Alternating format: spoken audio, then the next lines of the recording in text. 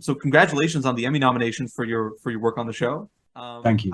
How did it feel when you learned of your nomination for your work in The Last of Us? I was very excited, very proud, also relieved because they say not to do this, but I was sort of tracking it. I was like getting really worked up about whether or not it was going to be me or not, and there were all kinds of online things, including your good selves, about watching what's happening, how is it going to play out, and you know, one minute it said, oh yeah, it's Peter Hoar, he's going to get the, and then it was like, oh my God, Succession is so good, this is the best thing that's ever been on TV, and I'm like, okay, maybe it's not my turn anymore, and so I am very, relieved and also very, very proud to get the nomination. And while you were making the episode, did you ever expect that it would be received this way when it came out? Um, you always hope so. You never really know. I don't think it's.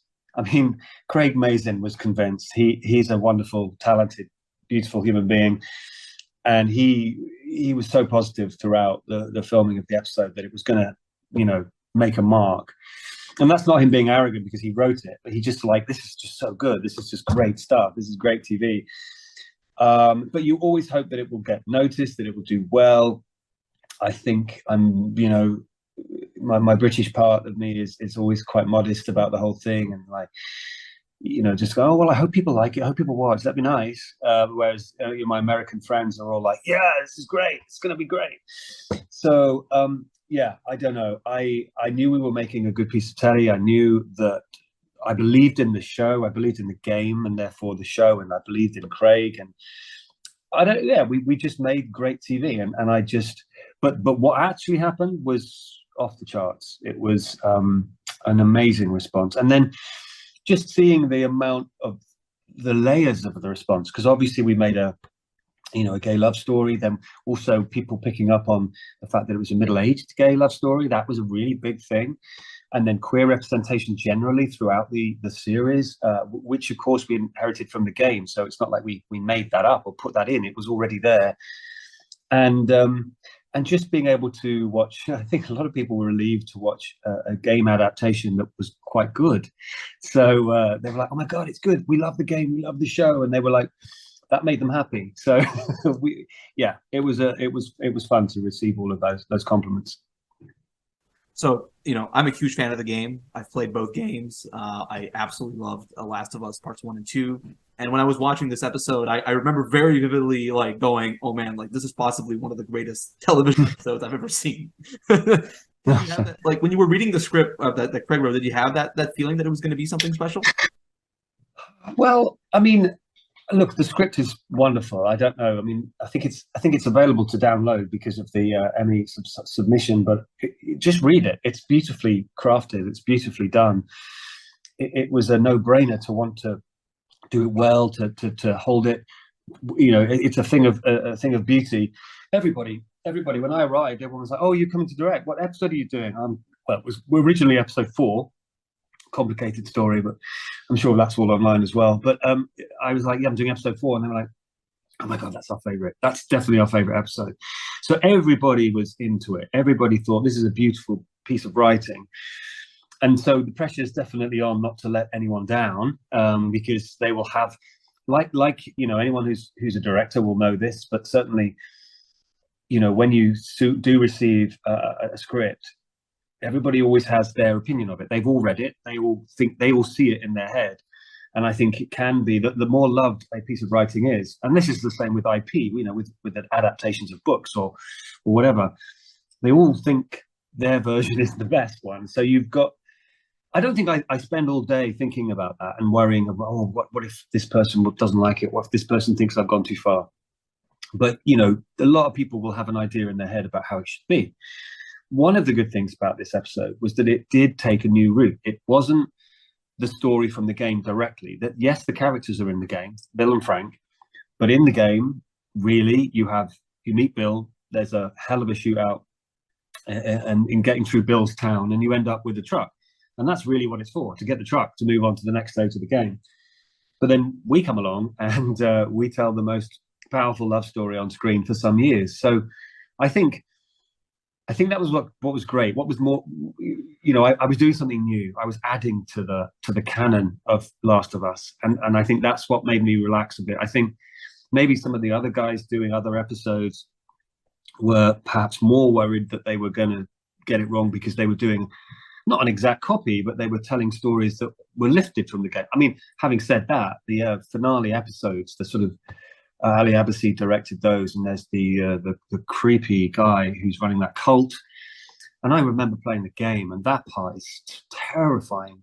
And you're playing as Ellie, and you're trying to hide from the fire and for everything. And it's like, my heart's going thinking about it. And that episode was superb. It was superb. So, you know, I think sometimes you just have to not remember what it is you're doing and just focus, go forwards, and not worry that you're going to let anything down or let anyone down. But yeah, I mean, it's easy to say that now because the show was a success and everybody thought we did a good job. But yeah, I think moving forward, I'm not going to worry as much as I have done in the past. Yeah, what I love about the show is that, yes, it is a faithful adaptation of the game, but it also expands on certain areas that weren't necessarily, they were just like sort of introduced, but not necessarily explored throughout the game. Did it feel a little challenging to sort of step into the story of Bill and Frank and expand it from the game into the show? Yeah, I mean, in the sense that, of course, we're talking about representation here. And I'm a gay man. I've just, you know, my work has, okay, so basically I did a show called It's a Sin, which was shown on HBO Max in the US. I'm not sure where in the rest of the world, so you'll have to track it down. But and that was sort of like a calling card for me. It got a lot of notice. It was a beautiful story about four men sort of living through the AIDS crisis in the early 80s in the UK. And that was, again, that's sort of a calling card. And I think that's sort of, although no one's expressly told me this, but I think that was my way into The Last of Us. And so, excuse me, I know how important it is when you're talking about stories like this, because people watch. I did it. I looked for representation, you know, and when I was a young kid, there was far less. And so, you know, the queer community will want to be there. They'll want to turn up. They want to come and watch this because it's really important to them. So I knew that was the thing. I think it was getting it right, and being sensitive, but not shirking. But you know, I think I've been watching this recently because it just had a second series, and I think what we do is we just tell a love story. It's a love story that just happens to be about two men, and I think everyone can relate to the moments in the story, other than the zombies.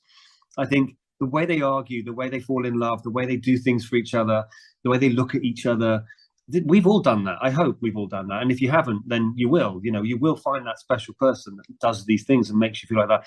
And I've recently watching Heartstopper, and it's exactly that. It's such a genuine, gorgeous telling of a love story. And I think sometimes we're afraid that we're not being too, you know, demonstrative. There's not enough explosions, or maybe someone should get a hideous disease, or maybe there should be a fight, and then someone, I don't know. And Heartstopper doesn't do any of that. Heartstopper just goes, no, these are just two kids and they love each other. This is great.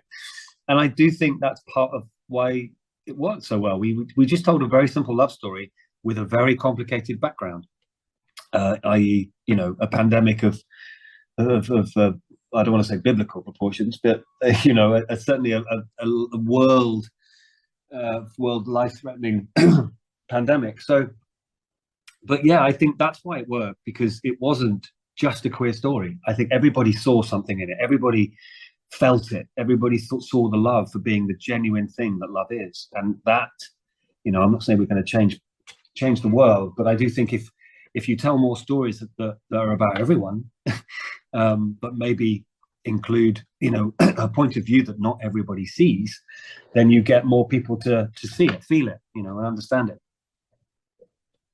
And how did you also want to show a more human and dramatic side to actors Nick Offerman and Murray Bartlett for the episode? Because, you know, especially Nick Offerman, he's most known for his comedic performances on screen than anything else.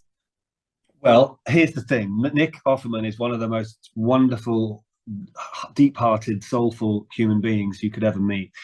And yes, you know, he has a persona of sort of like this, let's call it a sort of curmudgeon, but that's Ron Swanson. That's not Nick Offerman. And I do remember thinking there was a Twitter thing that was something that was trending that said, like, you know, Ron Swanson gay kiss or something like that. There was a thing that was going on, and but who Nick is he feels things so keenly. He cares about things. He's a really lovely, gentle guy, and I think that's why it worked, because again, you know, we're telling a story of love. I've had many conversations about how Bill identifies, and I think I would argue that he doesn't identify as gay because he didn't know what that meant. He lived a life very, very differently, very isolated from that world. If the pandemic hadn't happened, maybe he would never have come out. He would never have found somebody like Frank and never been able to express how he feels. And I think that he only ever does because it's Frank. It's not just any guy. It's Frank. Frank does it. Frank, it's the most beautiful of things about why we push on sometimes in the difficulties of life, is because we still believe that we could meet that person that changes our life so dramatically. And anyway, I think, you know, Nick coming into this and playing Bill the way we knew Nick could play Bill, yeah, you know, knocking things into shape, making things, you know, whatever, buying his own wine and cutting his own, making his own food, all of this stuff, all of the things that Bill does is very Nick. And then when it became the other side, the sort of more compassionate, caring side of Bill that he didn't know he had, what was wonderful is to see them both working together, because Murray is, again, another beautiful souled human being. And they just worked together. It was very effortless. And Murray was showing Nick how to do it, if you like, in the same way that Frank is showing Bill. So the scene where they're in bed together, I know Nick was very worried about getting that right. He was very concerned and nervous, and as you would, I mean, most actors are in those situations because they're not comfortable situations to work in. Nick feels very vulnerable. But I think Murray was so relaxed because he'd done it before. It just worked, and I'm not saying there wasn't any acting involved. There quite clearly was, but it was a very lovely, beautiful, sort of like natural, almost meta part of the journey where the experienced, you know, gay actor was helping the less experienced straight actor into how to do it. And I just think that was and I am a big believer that comedians, let's say, because Nick Offerman is an actor but known for comedy, and I think comedy is hard. I've not done much comedy and it's really difficult, and I think comedians are just geniuses, and if you can make someone laugh, there's not much else you can't do, I think. So I think, and that was the other part of Nick's concern, was not just the playing of a you know, perceptively gay man, but playing, but you know, doing it well, doing a dramatic role well, and he nailed it. You know, we all know that now. He's also Emmy nominated, as is Murray. So yeah, I think it was just the perfect mix. They were just the best couple. Yeah, and the relationship itself is extremely beautiful. You have these very tender, heartfelt, and sometimes very funny moments as well. But yeah, it's a rather sad turn near the end. I'm wondering, sort of, how did you want to capture this sort of emotional progression with their relationship as it evolves, you know, throughout the episode, and then when it reaches its ending? I mean, what we tried to do, obviously, we that whole set was built for us, which meant we had a lot of control. We didn't have to go in and out of a real town. That was all ours. And apart from the obvious issues, including, well, the aging bit, when they were, because those prosthetics from Barry Gower and makeup department, they were a phenomenal, did a phenomenal job aging those two up. And we tried to make it as chronological as possible. We couldn't always pull that off because of various availabilities or just issues or things being ready. But yeah, we tried to do it chronologically. This sort of had the effect that whilst they were getting to know each other, their relationship was blossoming, and we didn't have a lot of time. We had one dinner together as a team, and then they had to go straight into fittings and castings for these prosthetics pieces, and so we really didn't have a lot of time to discuss anything. It was all on the fly. But yeah, that relationship did somewhat develop as we went through, as did the story, and definitely helped. We all became very, very close. We were all fully masked at this point. If you remember the pandemic, the real one, we were all fully masked. And I do remember a moment on the last day, and I suppose this is also giving away something, but I just pulled my mask down to say to Nick how much, you know, I loved him and I was going to miss him. It was the very last day and his last day. And he was just like, oh, it's so nice to see that face. And we just, you know, and there's so many people on that show I probably couldn't recognize in a police lineup because I've never seen them other than like this. And it's such a shame. Anyway, but yeah, we tried to, with all kinds of things like that. For me as a director, I try to give people space, make them feel enabled to try things out, to be present, to express that feeling, which is so pure and so difficult to pin down sometimes. So I just tried to be there for them and allow these moments to happen naturally. There were a couple of scenes that we filmed as live, as it were. So we had 3 cameras set up to record it all at once. That was one of them was the piano, when Bill plays piano so beautifully. That was all shot in one sort of setup, as was the strawberry scene. And the strawberry scene was even harder because it was at sundown. So we had like 15 minutes to get that. And sometimes that's a pain in the ass, but sometimes that's an amazing thing because everybody's focused. And it's difficult, you know, in the modern world. Back in the day, and I'm not trying to age myself, but back in the day when you shot on film, everybody was ready for it because film was expensive. And everybody had rehearsed and everybody was ready, and then you'd call action and it would be like, boom, you get it. But in the digital age, it's all a little bit more haphazard. It's, oh, let's just do it again. Let's run it. Oh, keep running, and all that, which I do subscribe to. But one of the things you do if you do run a scene like that with available light, you're like, well, we've got 15 minutes, so let's go.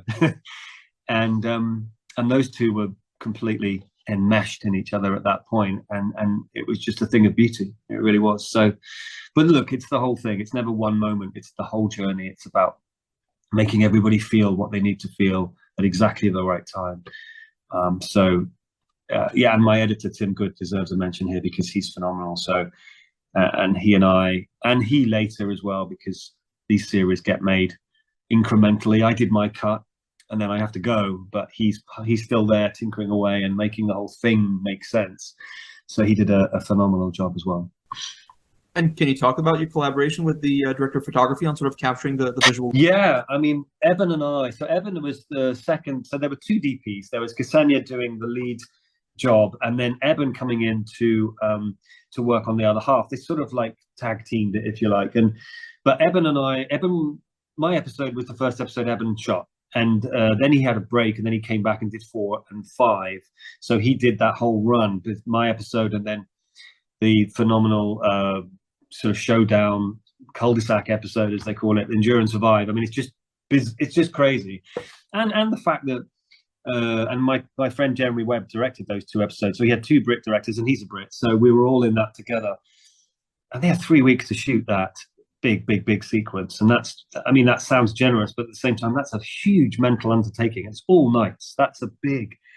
They really deserve some more plaudits than maybe they've been given. But I mean, that's a big undertaking. Anyway, I digress. So basically, Eben and I were taking on the mantle. First time that he was going to shoot something, and we just thought we did have an excuse to do things slightly differently because our episode starts in the natural world. I did lean in a little bit hard there because quite a few people were saying, where in the hell is this in Massachusetts? Of course it was beautiful mountainous Calgary where we shot, but I really wanted to set visually the idea that they were somewhere clean, that with the lack of humanity around, the world is starting to breathe again. Like, there's always a positive side. I mean, I don't want to get political for a moment, but then, you know, the thing about climate change is the planet doesn't care about us. The planet's going to carry on without us regardless. We should be the ones thinking, what about us here? Why are we doing this to ourselves? Anyway, so the planet carries on after this horrendous virus attacks humanity. and it's clean and pure, and there's water and there's lichen on the trees, and everything is just gorgeous. And so look, we went to the Rockies, which is not in Massachusetts, but it looked great. Natural world, we had green for the first time, a really palpable green. So we decided to up that a little bit away from those first 2 episodes. And then also we had our full story, our full montage of Bill and Frank, which was a whole sequence on its own that never needed to be seen anywhere else. So yeah, we just took a few original decisions to make our episode feel unique. I did not expect it to be as long as it was. That was never a plan. It was a 62-minute script. So I think 62-page script. So I didn't expect it to be a 75-minute episode, but it just happened, and everybody loved everything about it. So it was a good thing. But yeah, no, Eben and I worked really hard. We worked very hard on that last shot together because I had the idea of doing it to finish the episode, and that's the start. Just having the idea is only the simple part. Getting it to happen is very complicated, and he really helped me push for the right window, not just the window that was already there in the building, but to put it in the right place to get the right picture. So our wonderful designer John Pano said, okay, where do you want it? So he built us a window section and decorated it all, put the curtain up and everything, and we had it on scaffolding in exactly the right place, so that the view out would be between two buildings.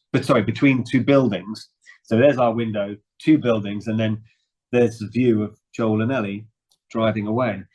Only there was no view of Joel and Ellie driving away because there was a whole lot of trees and bracken and everything. And so the VFX department added that. So that was complete CG of that car driving away, the truck. So many people had to get involved to get that to work. And that's one of those things, I have the idea and then Eben has to go away and make it happen. And we drove that a lot. And he was around after I left because he was there to do those other episodes. And that was really great because he could then keep in touch with the VFX departments and make sure that went through, and everybody was superb. And again, it's a simple shot to watch, but a lot of people made that happen. So yeah, I love working with him, and he's great. Now, in terms of the characters' final moments in this episode, I'm wondering if Max Richter's "On a Nature of Daylight" was always the musical choice for that montage? It was always I can't say it was always my musical choice. It was my musical choice. I wanted to use it on It's a Sin. There's a sequence at the end of that where the main character of Richie, I suppose I better not say because it's a spoiler, but there's a very moving sequence at the end of that series. And as everyone knows, when you're a director, you put this thing together and you put temp music on it, and you want to do that well so that the composer knows how you feel about it, but also the people you're showing it to react in the way you want them to. And so Max Richter went down, and I knew it from, I stole it. There's nothing original here. I stole it from Arrival, and it had an amazing impact on me watching that movie because it was asking me the music was asking me to feel so many things that seemed to be conflicting. It was asking me to think of the sadness of things, but also of the hope that there is a reason for going forward. There's a reason for doing something, even if it's a horrible, horrible choice. And it's like there was so many moods evoked in that piece. So that's why I did it for It's a Sin, but it got taken away. They said no. And I was like, okay, damn, one day I'll do this.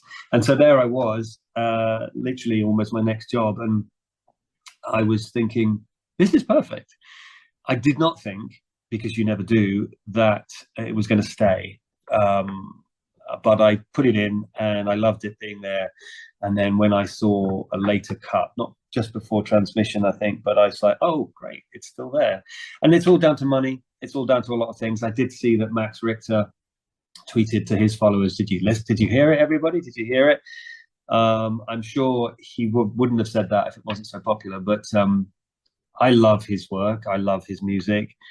I know that it appears on a lot of temp score. It's quite common to hear Richter because he's so good. I mean, literally listen to like 10 tracks back to back on Spotify or whatever. And you're like your head will go and spin.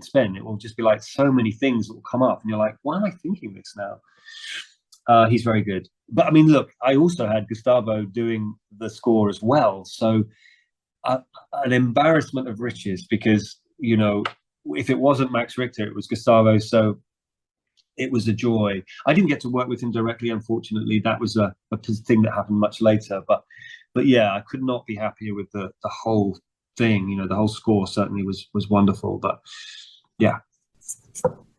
And I'm wondering, like, what do you hope audiences ultimately grasp out of the third episode of The Last of Us and of the show as a whole? Well, I think it's been talked about a lot, but everybody. I'm very glad that people feel something. I feel like if you're making a piece of TV or a movie, if the objective isn't to elicit an emotion from the audience, then why is it there? Obviously, that's every filmmaker will say that's what they do. But there are so many times I've been to the movies or I've watched some TV and I come away completely numb, and I'm like, I don't think that's the right thing to do. I think we should try and make it feel impactful. And I think that's the most important thing, I think, about episode 3. That's what, I guess that's the after effect as opposed to deliberately what we set out to do. But I think that's what I love about the whole series. It feels very impactful, and it encourages us to think about why we survive. It's not just an epic survival narrative. It asks us why. What's the point of survival?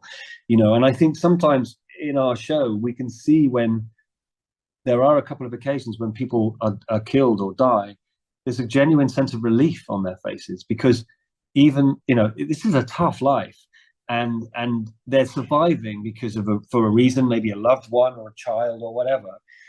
But at the same time, to be released from that world is quite a relief, and I think that's an interesting dilemma in terms of the idea, the human condition, and all of that. So I think why Craig particularly was so brilliant at telling this story, based on his experiences with Chernobyl as well, which is also about why the lengths that human beings will go to hurt each other. It's like it feels so brutal, Chernobyl, but you cannot take your eyes off it. But this was like adding love into the mix and putting it all right into the middle. It's like, I just think it's a brilliant way to do this story. And I think it's already there. Like, the original game upset me. It upset me as I played it, because I was completely involved in these characters and their story. I have not played game 2. I know you said you did, and I have not yet. And I know what happens because it was spoiled for me by my DP, Evan Bolter, although I made him spoil it. But so I am ready. I think I'm ready now to play that game. And I think it's a different journey as well. And that's the thing. I think game 2, and therefore series 2, is a different type of journey. There's a lot. There's all kinds of things going on, and everybody who listens to this can go and find out for themselves. But yeah, I just think I hope people take away that understanding of because science fiction is about humanity. It's about us. It just has a gloss that we all get excited about because it's got like zombies or special guns or spaceships or whatever. But it's really it's a mirror showing us how we are, how we behave to each other, and why we shouldn't, or why we should do better. So I think that was what was so great. That's what I take away from Last of Us. I think we managed that. We nailed the brief. Yeah, well, it was really great talking to you today, Peter, on the show. Thank you once again it's really one of the best television episodes I've ever seen. Thank you very much. Forward me. I was ugly crying at the end. I couldn't. Good. I'm glad you felt it too. Thank you very much. It was lovely to talk to you as well, Max. Thank you. Yeah, no worries. And I wish you all the best on the upcoming Emmy season. And I hope that you have a very good rest of your day. Thank you very much. You too. Have a good day.